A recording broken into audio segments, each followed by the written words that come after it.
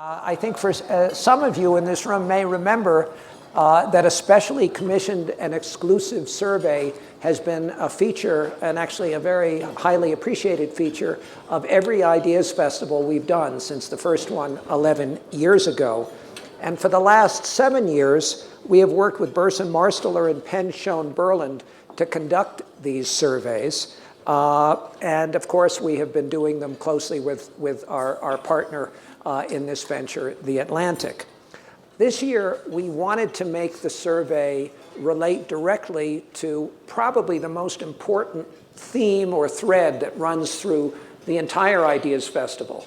Indeed, we thought it's such an important one that, as you have noted, it's part of it's a theme and a track of this festival. It's a theme and track of the second session of the festival. And indeed, it was a central theme of the first part of the Ideas Festival, which, as you know, is called Spotlight Health, which just looks at healthcare issues. In that realm and in all the others, whether it's the issues relating to expanding inequality, perceived lack of equal opportunity, color so much of what we are talking about. So this poll probed the attitudes of the American people about the American dream, whether they are living that dream now, whether it has potential for the future, the barriers that exist for, if not themselves, their perception of the barriers that exist for other people to live that dream, and how to overcome whatever barriers that exist to realizing the American dream. The results this year, and we just got them about 10 days ago, we do this survey very close to the festival to catch things as currently as we possibly can. We're actually not only deep and fascinating, but I think, as my colleagues will say, in many cases, actually quite surprising. And I think you're going to find them extremely interesting, if not provocative. But before we jump directly into the survey and its results, I'd like to introduce my panelists, and indeed panelists who've joined me on this stage the last several years. In the middle, of course, James Bennet, who's the editor-in-chief of The Atlantic. You probably already have heard him introduced many times. We really shamefully put him to work much more than we should when he's here. He and his family never get a chance to enjoy Aspen, but he's done such a great job on so many panels we can't resist. Don Baer, to my right, is the worldwide chair and CEO of Gerson, also chair of Penn, which is the communications firms. Those are the firms that conduct this survey. And of course, he also has experience directly in the political arena. He was President Clinton's chief of White House communications, and he was also President Clinton's chief speechwriter. And finally, Mark Penn, who will walk us through the survey, is Executive Vice President and Chief Insights Officer at Microsoft. You may have read in the New York Times very recently, he's just announced he's going to be leaving Microsoft to start a private equity firm. He, before Don, was CEO of Gerson and of Penn Schoen-Berland. Indeed, he was a founder of Penn Schoen-Berland.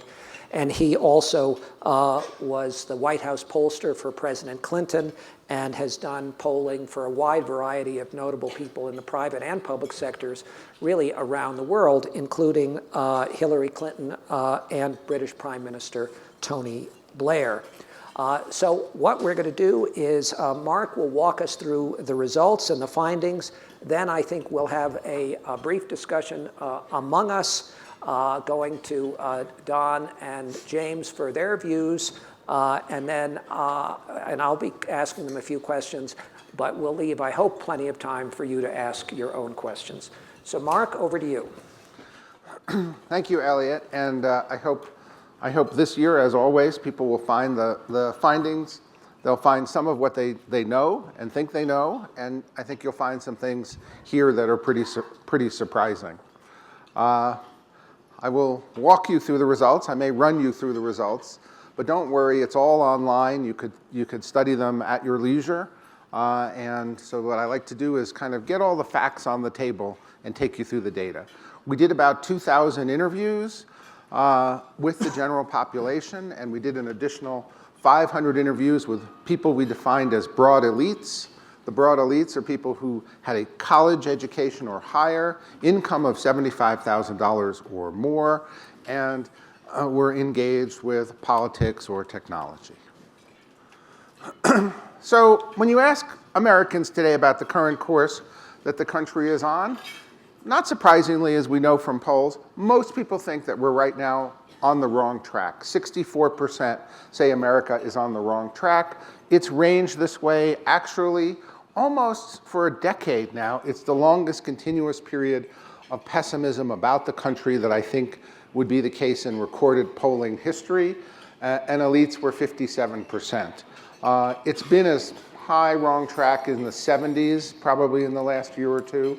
That's better than some of the most recent readings. Then we asked them, is the American dream alive and well or suffering? 75% said the American dream is suffering.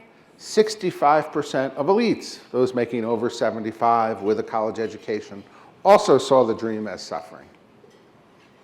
And we said, are obstacles to realizing the American dream more severe today than in the past, or not? And 69% said they're more severe today than they've been, and 66% of elites. So when you look at their overall view of the country and the atmosphere, it's quite negative. But then here's where the surprise came in. Then we asked people, are you living the American dream? They said, well, actually, half said yes. And then we asked the people who said no, do you think in your lifetime you will live the American dream? And almost half of those then said yes.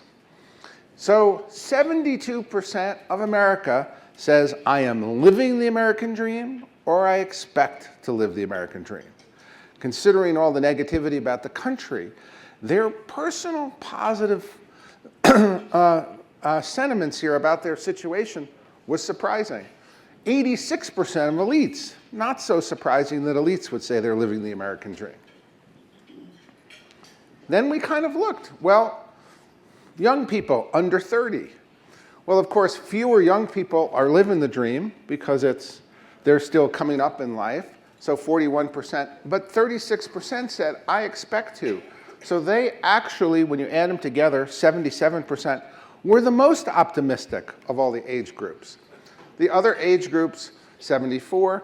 Interestingly, boomers, there's a dip down in boomers we'll come back to. And then we looked over by race. And again, we were surprised. Who's the most optimistic about their future? African Americans. Only 42% said they're living the dream today, but 39% said it's within their reach. Latinos, higher percentage now. Asians, higher percentage now.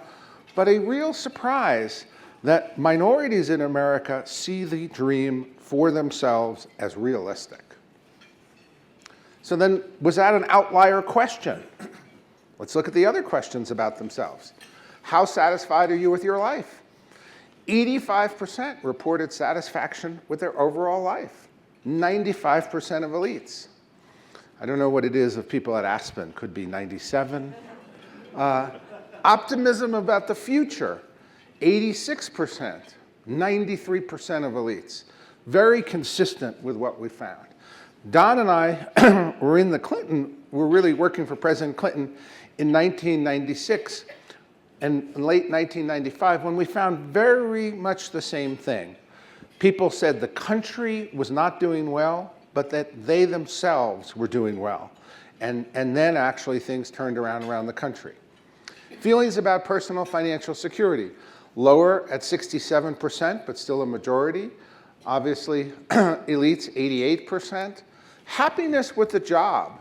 Now here's where we thought it might be lower. Complete happiness, 27. Well, now that's a lot to expect out of a job. But if you look at it, 72%, generally happy with their job. We gave them a mid-category on this one, and really, you know, when you look at it, a very small percentage really said they were outright dissatisfied with their job, and almost no elites dissatisfied with their jobs. How attainable are various, what I'd call, things of the American dream? Living comfortably, did very high. A healthy marriage, people thought, was attainable, even if they did or did not have it. Interestingly, what scored the lowest on attainability? Affordable health care. A real growing concern you see throughout this poll, followed by being debt-free, which was also kind of one of the lowest scores in here. They thought that things within their personal control, living comfortably, having a healthy marriage, pursuing happiness, they had higher estimates that those could be achieved. Where do people want to live? In the classic notion of the American dream, it was a house in the suburbs. Well, it's still a house in the suburbs. 53% said the ideal place to live is a family-oriented suburban neighborhood. But it's just 53%. It isn't 75%. Interestingly, while only about 15% live in the rural area, right, in the high 20s said that living in a rural area would be the ideal place to live. So there's actually some idealization of the rural area going on, and 19% said, wow, living in a vibrant urban neighborhood is where I want to live. The broad elites were even more sold on suburbia, and they were not going to repeat Green Acres or move to the rural areas. So, ideal place to live, if you look at it, there is a bump among younger people in terms of the urban area. 24% of younger people said that. But still about 50% across the board say the suburbs. Interestingly, African Americans liked vibrant urban neighborhoods the most. So did Latinos and Hispanics. So did Asians. Not a lot of desire to live in the rural areas. If you look among whites, 31% thought that the rural areas would be the best place. Only 14% thought living in the city was the best place to live. What do people own between general population and elites? Almost everyone had a personal computer, car, flat screen TV, and healthcare coverage. About 76% reported healthcare coverage. Slightly more healthcare coverage than smartphones, 71%. 94% of elites, a smartphone was the #1 item, now equaling a car. A living wage at 61%, a house or condominium 55%, a tablet half, and then a financial plan for retirement. Only a third said they had a financial plan for retirement. If you look at the last three, a home office, emergency savings, there's where you see big differences between those making over $75,000 and the general population. We looked at what the differences were between the blue, those people who said they were living the dream, and those people who weren't. And among those people who weren't, the biggest differences were a living wage, a house or condominium, and things that revolved around financial security, like a financial plan for retirement. Big gaps there. So then we went to, what is it that's really important to you in your saying that you've achieved the American dream? Well, financial security items were mentioned by 80%, and people were allowed to mention 5 different items. Traditional family values were important, personal happiness. What was really interesting to us, while being debt-free was important and achieving financial security was important to seniors, some of the generational differences that were most fascinating really were on the issues of luxury. So when it comes to luxury, traveling to other countries, owning a nice car, taking vacations, memberships, young people were more interested in luxuries. When it came to helping others, surprisingly, older people were more interested in helping others. Younger people, not so much. And it turns out as we go through the questions that one of the things about the millennials, they seem to be a bit more me-oriented than some of the older generations. Because, wow, when we asked them, what are your professional goals? Work-life balance was important. Pays a lot of money, 30 and under. Expect a lot of wage pressure if you're an employer here, because those millennials say pays a lot of money. Whereas the seniors said, I just can't take that commute. That's even more important to me than pay at this point. So I think this is where we found this curious bump among the 51 to 64 generation. We think actually the financial crisis had an impact on the baby boomers just as they were entering their peak earning years, that it was a setback for them just before peak earning years, just before they were preparing for retirement, and consequently, they are less optimistic, slightly less secure, and more nervous than we would expect through this poll. Whereas today's seniors receiving Social Security, the benefits are coming, they weren't interrupted, actually seem less secure, which was a bit of a surprise to us.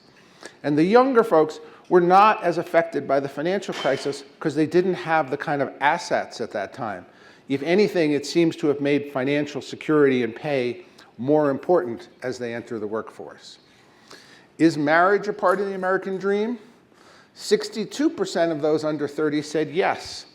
When we specifically probed them, rather than asking them for a list, when we asked them for a list, financial security was more important. And again, for those who are more likely to be married, the number was lower. And is having children an important part of having the dream? 62%. Again, a lot of people, a majority saying yes, but it's not 95%. And again, you look at the other generations, and you're even in the 51 to 64, a minority saying kids are part of the American dream. What do they know? So the importance of race and the availability of the American dream. Race was not seen as a factor generally in the American dream. And did race help or not? It was generally seen as a neutral, except when you take a look at the breakdowns by race. And here, African Americans, 60% said yes, race is a factor. Latinos and Hispanics, somewhat less, but still about twice of what whites said.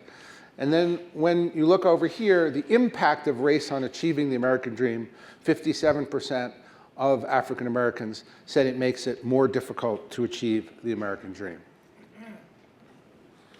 If opportunity was equal, would it be okay that some don't achieve their goals? That is, are people comfortable with equality of opportunity but not equality of result?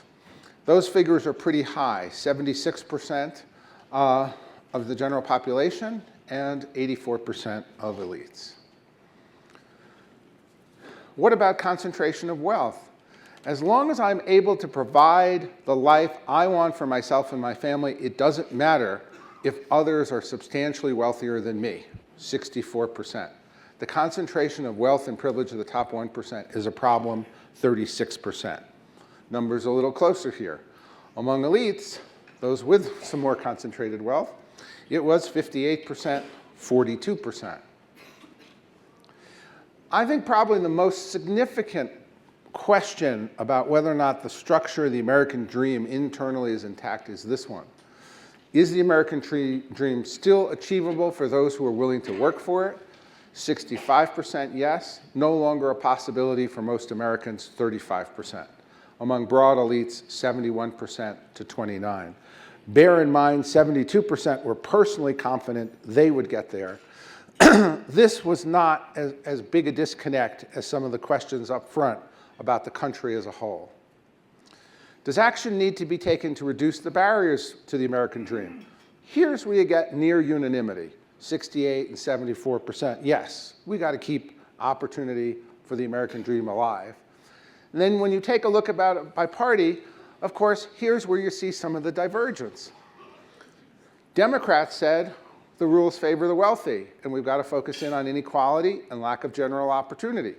Republicans said it's big government, the decline of the work ethic, the decline of moral standards. Those are the problems they isolated. Two views, quite divergent, of the same problems, which is why the political system is in gridlock. And if you look at what people think would reduce it, well, Democrats said, make college free or more affordable. Independents, right, have been in the middle, even a little closer to the Democrats. Increase the minimum wage, 29. Republicans say, reduce government spending, cut taxes. Again, you see the classic arguments playing out in politics, playing out over the American dream.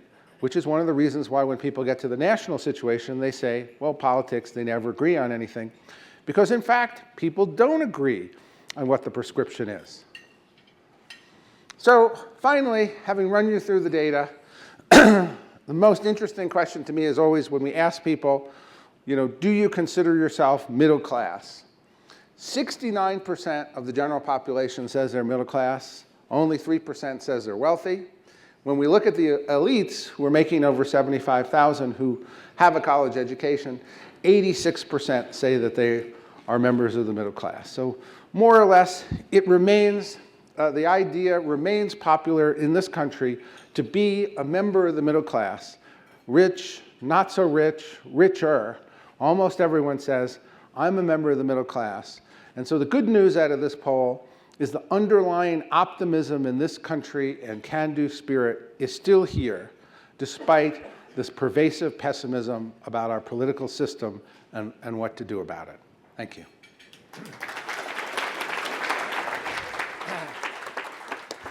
Thank you very much, Mark. I'll let you sit down before I ask you a question. And seeing as everyone has just heard this, I'm going to just ask very little and open it up to the audience. But Don, the slide about the middle class, and I'm reminded many times we've done similar kinds of things. And I think historically in America, the vast majority of people think they're middle class even when they're not. Right. And I wonder if there's a story behind some of what we see here, even in the attitudes toward the American dream, that people just may not want to admit. Yeah. That it's sort of part of how we define ourselves as a country. Well, can you talk to us about that? I think that's a good question. Let me, before I do that, I want to extend the thank yous because there's a small battalion of people who are really behind what we're able to do up here. People at Gerson, Marsteller, Penn, Berlin, people at Microsoft, the Atlantic, the Aspen Institute, the festival staff, and I really want to make sure that they all get a bit of a shout out and thank them for that. And one person in particular, if I could. Mark Burles is a pollster with Penn, Berlin, based in Seattle, who is the person who's been laboring along with a small team of people to make sure we had all the breakouts and everything that we needed here. And I just wanted to make sure he's actually on vacation today, but wherever he is, he hears about this. He does, definitely. Thank you. So Elliot, I think it's a very good question. And actually, there are a few slides. This is such a deep survey, and as Mark did, I encourage you all to go online, take a look at it, roll around in it some, and reach out to us if you want to talk about it more. One of the questions that we asked was, how relevant and important is the American dream still to you? And that's another one of those that there's near unanimous positive view on.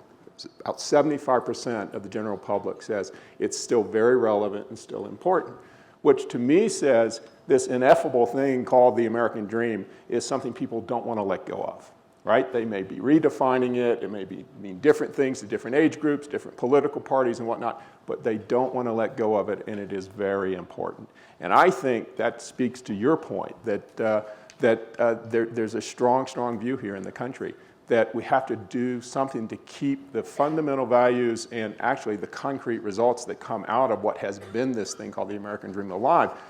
When you drill a little bit deeper and you ask people, and this I always find an important question, do you think it'll be harder for your children's generation to achieve the American dream? You also get about the same number. About 75% of the public says it's going to be harder. And the ones who say it's going to be who say the most that it's going to be harder are women say it more than men, which means, of course, you're much more tuned into what's really going on. And older Americans 51 years old and older, say it's going to be harder, which says that something about experience and having lived through a lot of the last several decades and seen the changes that are going on, all of us, when we get older, get a little bit slower, we maybe get a bit more pessimistic, although that's not what the overall survey showed. But there is some real concern about this and a deep desire, I think, to do what needs to be done to keep it alive, though, again, as Mark pointed out, there is not much agreement about how to do it. James, let me just ask something where Mark ended off, which is there seems to be a lot of agreement here about the American dream, the barriers to the American dream, but there isn't much agreement about what we need to do to remove the obstacles to achieving the American dream. And that, Mark is suggesting, may have a lot to do with the dysfunction that we see and the polarization in the country. Do you, if everyone agrees we need change, how do we get past this fundamental impasse on the solutions? Just to, I think, complicate Don's last point quickly before that, we keep coming back to this theme of underlying optimism despite the differences about the solutions and frustration around that. And I think what we saw with majorities say, despite all this pessimism about America and concern about their children's generation, majorities are still saying America's best years are ahead of it, not behind it. And even almost 50%, I think 47% of people who said they're not able to achieve the American dream themselves, even 47% of them say the best years are still ahead. And it reminded me, when we got the poll results back, I think we all had the same reaction, which is this is just like the old saw about people hate Congress but love their congressman. And the second thing I thought, it was my colleagues, Jim Fallows and Deb Fallows, who spent the last year flying around the country doing a project for our site. Actually, sorry, parenthetical, you can go to theatlantic.com and find a great piece by these guys that summarizes these results and also find the poll results there. So Jim and Deb have been ignoring the big cities and going kind of from town to town across the country. And what Jim has kept saying, and some of you may have heard him say this here, is that it's been very interesting to discover what dogs aren't barking. Nobody brings up gridlock in Washington. Nobody brings up economic inequality as a big problem in their lives until he raises it. And then he hears a lot about that, and people basically deliver the same talking points that we all have. But what he keeps saying is what he sees is a tremendous sense of agency about their own lives, about figuring out solutions, finally, to get back to your question, at the local level where our government is working, in the private or public sector or in some public-private partnership. But his message, and Jim is a very optimistic person, so I thought I was allowing for that until I saw these poll results. The message he's kept bringing back is that people are finding these solutions at the local level. And our problem, there's so much, relative to the rest of the world, there's just so much strength in this country, and we have one very specific problem, which is paralysis of the national government, and paralysis of Congress and the relationship with the executive branch. Mark, let's go back to one of the many surprising things, and you commented on it. I think many of us were surprised at the degree of optimism that minorities express.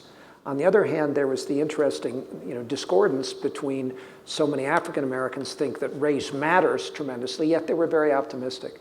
I wonder if you could just talk to us a little bit about why you see that kind of optimism, especially given some of the events and developments over the last month.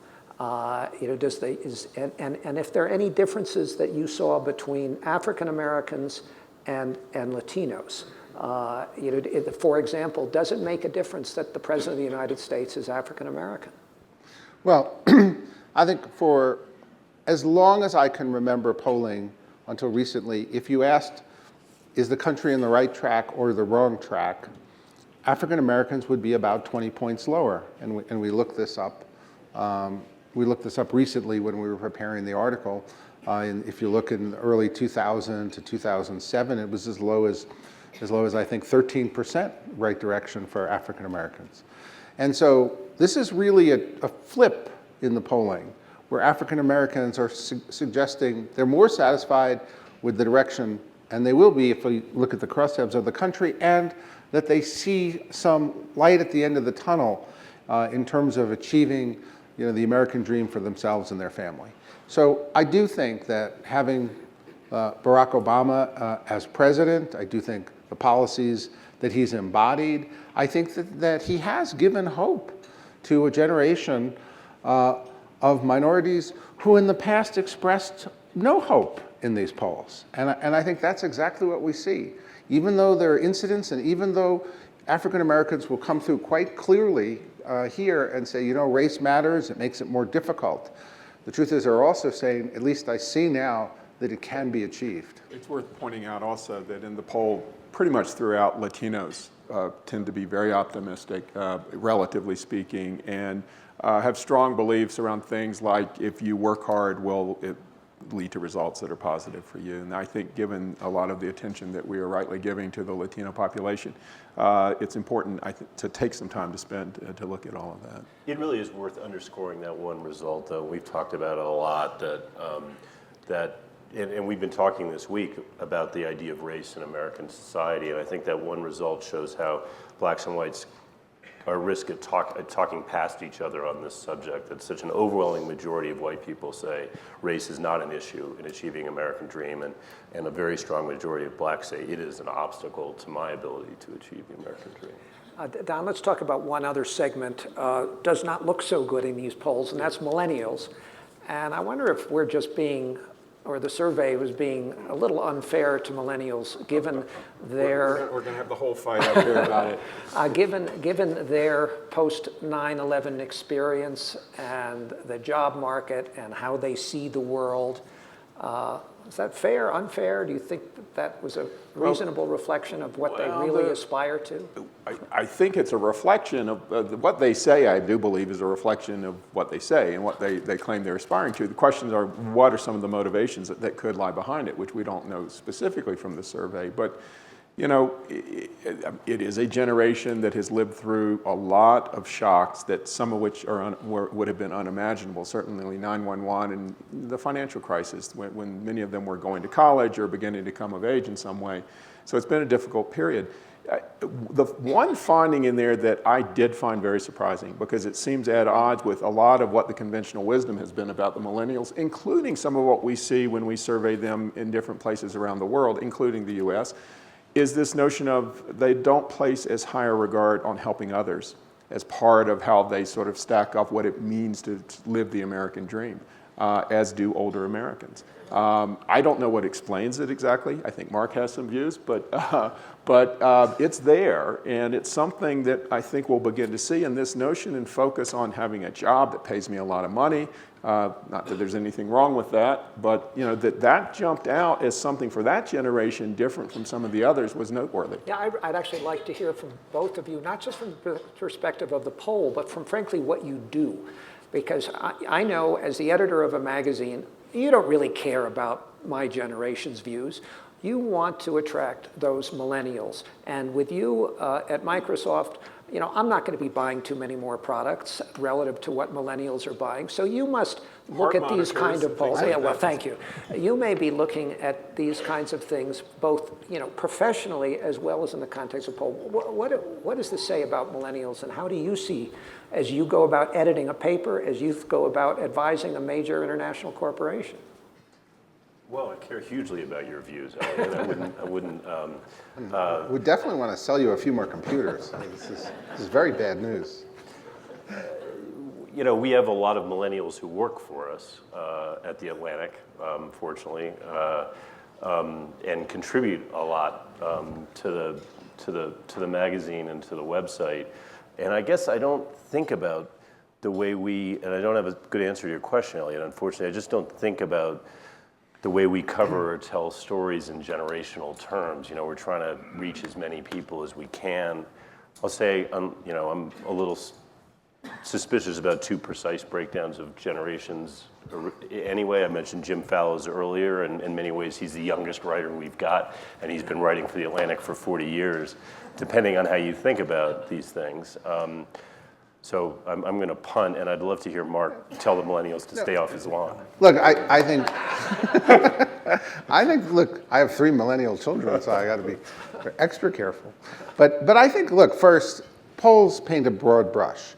So none of these polls are about everyone. There are some incredible activist millennials who are forming movements. And so we're just looking at, you know, the generational statistics compared to the others. And you think about the experience of the generation.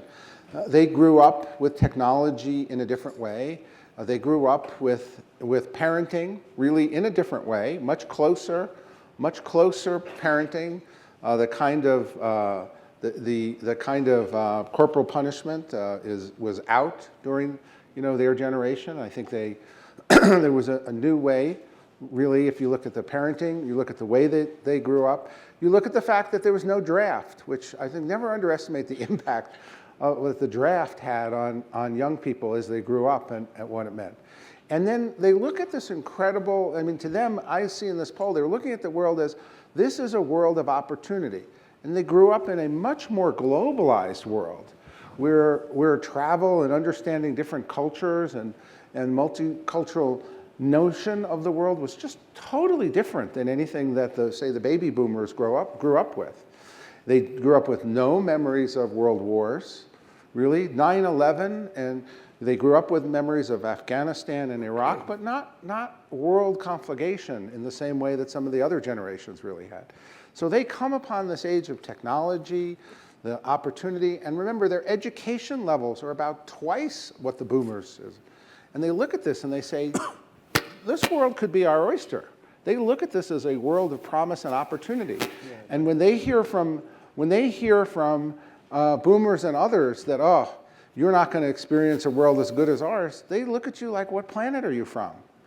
I'm going to look in a world that you won't even understand, and they look at you like you don't even understand my world as it is today.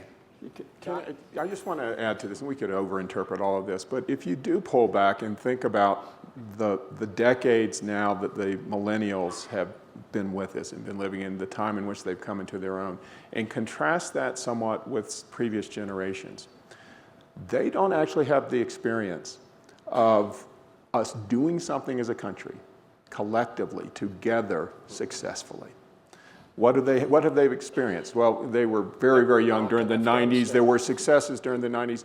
We had a presidential election in 2000 that didn't work, right? And so some judges somewhere had to basically sort of resolve it for us because we couldn't as a people. We had 2 wars in the last decade that didn't work, right?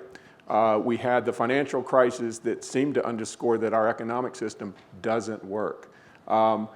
They, at the same time, are better educated. They see a lot of opportunity. It may be that they say to themselves, if I'm going to do this, I'm going to do it myself. And that's how it's going to get done, which I think relates to also why those who are so motivated form their own kind of associations and organizations to try to get good works done. And then gridlock and the things that we all see, they maybe have decided, I can't count on that. I've had the last 10 days to talk to them about this poll, so I'm going to open it up right now to questions. Do we have 2 microphones on each side? Why don't we go here and then right over here? It's such a crowded room, it takes a minute for, you have to find a route through the path here. Well, I have to confess something. I'm not American. I'm a Canadian, and I know I'm living the American dream in Canada. But when I come here, I see an American dream that's very tarnished. I would like to know if you defined the American dream when you did your survey for the people you were surveying, or if you just let them think what the American dream is in their own minds. I mean, I see war and violence and abject poverty and racism, discrimination. I see all these things here, and to me, that's not part of a dream. That's a nightmare. So I'd like to hear your comment on that. And by implication, lots less of those 4 things north of the border. How did we define this? We let them, I mean, this poll is about people's own perceptions and reporting of themselves. So they really defined for themselves whether they live in the American dream. But don't forget that, you know, I say the glass here isn't half full or half empty. It's sort of 3/4 full. Well, a quarter not full is a lot that's not full too, right? And so it's a lot of people, and a lot of people who are not in the dream and are dispirited. So even though I think we all were surprised by the 72% figure, the 28% figure is also a pretty substantial figure. I think we were guessing it would be, because we think that if someone came down, whether it's from Canada or from Mars, and they read the newspaper and saw American life, they would say that. And that's why we went a little deeper and said, well, what are people really thinking about their own lives? And it turned out in their own lives, it wasn't 28% were happy. it was more like 70 or 80% were happy. But don't forget that there's a big 20% or 30%, and that is a very substantial number of both people, conditions, and crises. But isn't it, Mark, too, as we said a little bit in our exchange, that for many people, America is an idea, and that central idea is this idea of dream. And so in a sense, people are being asked whether they believe in America. Right. And that's a very hard question to answer no to. So the good news is, from what this survey shows, the answer is yes, right? And they want to believe and they want to keep moving forward. There's another survey that we did, actually Mark and I worked on this one for another client that shall go nameless because it used to be an underwriter here, but is no longer, but a major media company. And it was of the professional class, around the world. And actually the company was that's a big audience for the work that they do. They were trying to understand more about what the professional class wanted. And we did it in all major markets around the world. And one question we asked of professionals, remember these are the winners in the economy, was do you believe that if you work harder at your profession, in your career, that there will be positive results coming out of your hard work?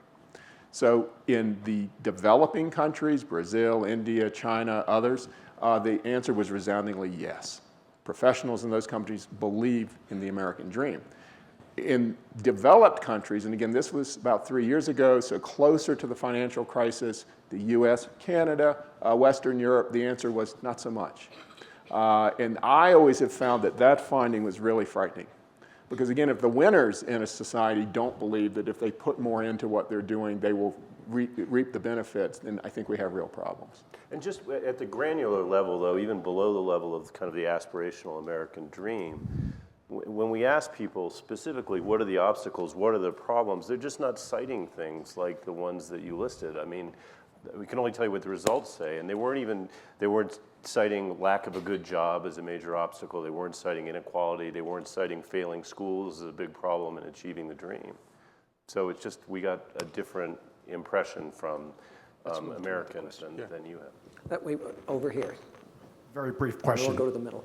In looking at these statistics, especially by race, I don't see any statistics by region.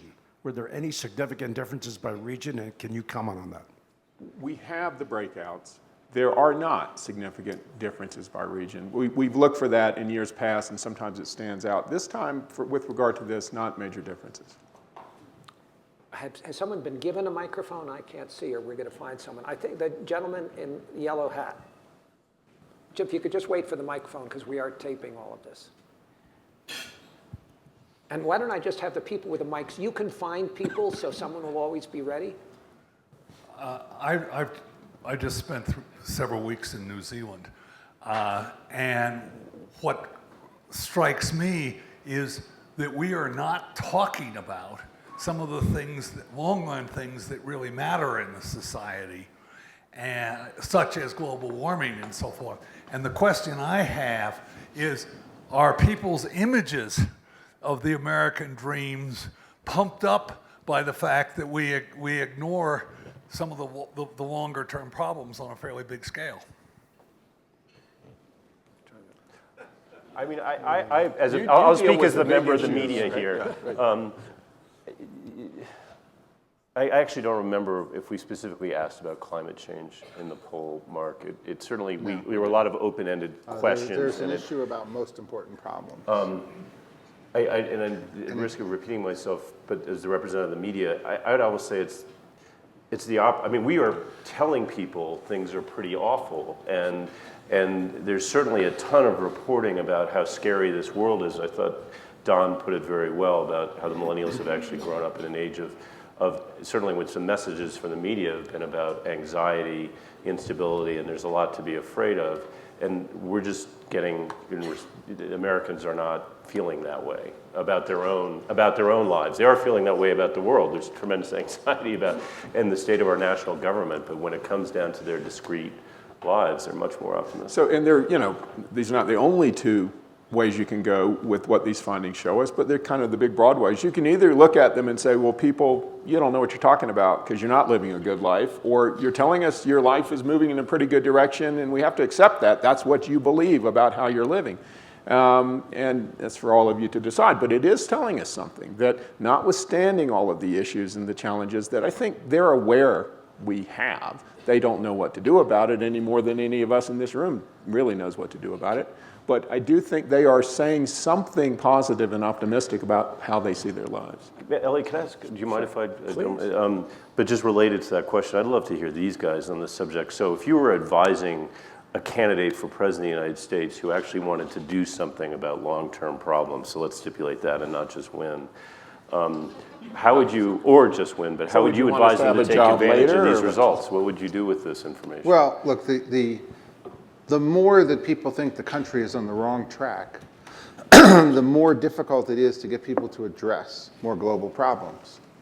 So the most important task for a leader is really to provide the leadership that says we're on the right track and we're moving forward and we're making progress and we're part of a growing global world that's connected and that has big problems, whether they're in foreign policy or whether they're in climate change or others. And so what you'll find typically is the more severe people see the problems of the country and needing attention, the less big think, outwardly receptive they're going to be. And the more they feel, well, you know, we've made some progress in America, now let's look at the rest of the world. Yeah, I mean, I agree with that. I think what you have to do is inspire people to believe that what we have done has begun to work, and therefore we need to do more. And also, I think you go and you look at that list of the issues where people talk about how do we remedy the barriers to the American dream, and you can pretty much go right down the middle and look at where the independents were, so-called self-proclaimed independents. And if my view is the goal is to not just split the difference, but to find those issues and those approaches that can appeal to independents and bring in enough people from the left and the right so that you have some sense of consensus in this horribly gridlocked system that we have to begin to move things forward. Success leads to success in a country like this when if you can begin to have people believe that it's worth working together. Right here. First of all, thank you for presenting this. This is always one of my favorite sessions. And the data you presented is a lot, and it sort of provokes two questions for me. One is, I assume there were some women that worked on this, and I wonder if there were any gender differences in the data. And then the second is, it kind of reminds me of years ago, the study about how everybody thinks that public education is bad, but their own public education is good. Can you speak a little bit about that? No, I think it also reminds me of a study. I did a study where every parent said they were a strict disciplinarian, but all their neighbors were loosey-goosey. So I never forget that people's impressions of the world can vary tremendously from what people think about themselves and their space. And part of that to me is there is a media world. You know, I wrote a book called Microtrends, and one of my trends is the impressionable elites, in which I say, you know, surprisingly, elites are more removed from actual problems, and so they're more subject to getting their information and being swayed by what they see on TV or read in the newspaper or catch online, or, you know, in some way, shape, or form. So if you're someone that doesn't have health care, you're pretty likely to really figure out how the system works. And whether or not it affects you, and whether or not this change is important to you, and you might even vote on that. And if you're part of the 76 that has it, and you were part of the elites, and you have everything else, you're not going to vote on your actual experience. You're going to vote on what you read, hear, and see. And the truth is, the two don't have to be very connected. Right? And so it's not surprising that I've seen this kind of disconnect before. It's up to leadership to bring a connection between these two. And yes, we had a good mix of people working on the study. There will be some differences. The biggest differences, though, were by generation and race. I mean, they were bigger on these questions. As Don pointed out, on some of the economic insecurity questions, there'll be gender differences, but there were not, you know, it really, where the startling clear differences were generation more than anything else. Because these are generational questions. Let's go to the middle with a mic. I may have missed it in the data, but of that millennial group, the eligible voters in that millennial group, did you capture any data on the percentage of those eligible voters that did vote? We didn't probe their voting history. Or maybe not on this study, but in any other polls that you conducted? Well, obviously voting still trends differently by age and by generation. Interestingly, in the last elections, African Americans voted in greater numbers than white voters. So, but by generation, the generations still will tend to lag in their political participation and gain it over time. And so part of the interesting thing is usually when people get married or have children or buy a house, usually their political participation steps way up because their taxes and responsibilities go way up and they think government is a lot more important in their lives. But with all of that being delayed, because you're seeing all of that getting pushed back with more education, more professional jobs, it's interesting with that delay whether or not that will actually further delay more political participation or not. I think that the greater education and the what I'd call open media atmosphere in politics will in fact bring more people in rather than keep more people out. Can we have a microphone over on this side? And actually, there are two people. First to the woman in the blue shirt, and then right in front of her.